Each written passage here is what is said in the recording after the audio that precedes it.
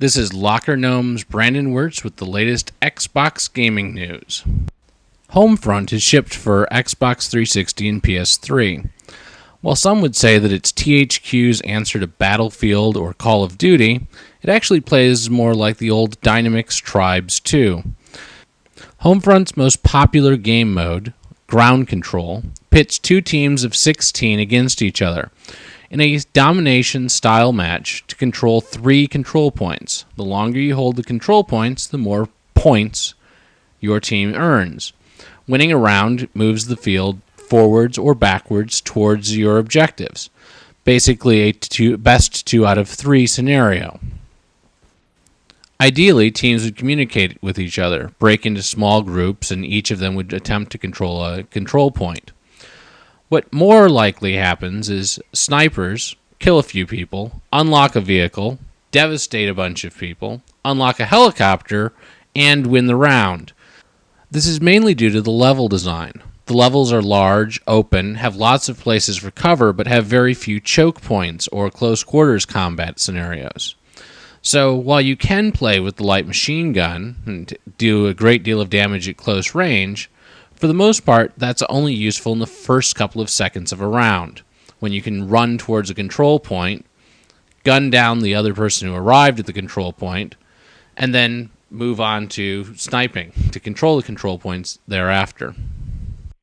Homefront's leveling system is different from Call of Duty's leveling system in that, unlike Call of Duty, where you unlock different guns that allow you to customize to your personal game style, Homefront weapons simply get better as you go along, giving you more advantage on the field. While there are some differences in the amount of recoil in this game is so limited that it doesn't really matter whether or not a gun has more or less recoil. The accuracy tends to be about the same. There's simply amount of damage per bullet and the fire rate of the bullets. Everything else is about the same per guns. Many people wanted Homefront to be Call of Duty on bigger maps with more players. In truth, Homefront is much more like Halo with modern-day weapons. The game is less about the first-person shooter aspect and probably a lot more about the vehicle aspect of the game. Battle points allow you to unlock vehicles to play with on the level. The team that unlocks the most vehicles tends to be the team that wins. You can win the game without calling in vehicles, but for the most part, the team that has the most helicopters wins the round. Homefront is certainly a faster-paced game than Call of Duty. There's no camping, there's nowhere to hide particularly. Without there being a whole lot of buildings or cover, you're mostly forced to run, hide behind a rock, shoot at somebody, run some more, and hide behind a rock, and hope not to get taken out by a tank or a helicopter or a drone along the way. Because of the faster pace, I feel that there's less adrenaline playing Homefront than playing Call of Duty. Because you tend to not live as long, your life doesn't feel as valuable. You don't feel incented to stay alive in the game. If you die, you simply come back a few seconds later. The only loss is battle points. And those battle points still accrue whether you've lived or died. You just don't get kill streak awards. So you can actually earn battle points faster by running into the fray, tossing a bunch of grenade spam, dying, and then coming back in a larger vehicle. Homefront's graphics just aren't as good either. You don't feel like you're in a virtual world. There's no walking up to a person and saying, wow, he looks really like a person.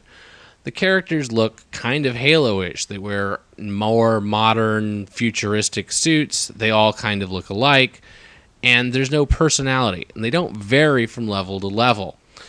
For me, this makes it harder to distinguish between friendlies and enemies at a glance. Instead, you're looking at the targeting reticle to tell whether or not it's red or green. The Koreans versus the Americans doesn't really show up. I can't just look at it and say, I'm a Korean or I'm an American, and have the soldiers look that much different unless you're standing right on top of them, at which point you're dead. As a result, rather than looking at what the player looks like to determine whether you're going to shoot at them, you're mostly looking at whether the target reticle turns red or green, and then deciding to shoot. This just isn't as immersive an experience as in other games. Overall, Homefront is okay, But if I were going to pick which I was going to spend my money on, a DLC for Halo or Call of Duty, I'd probably spend money on the DLC rather than shelling out the $60 for the new game.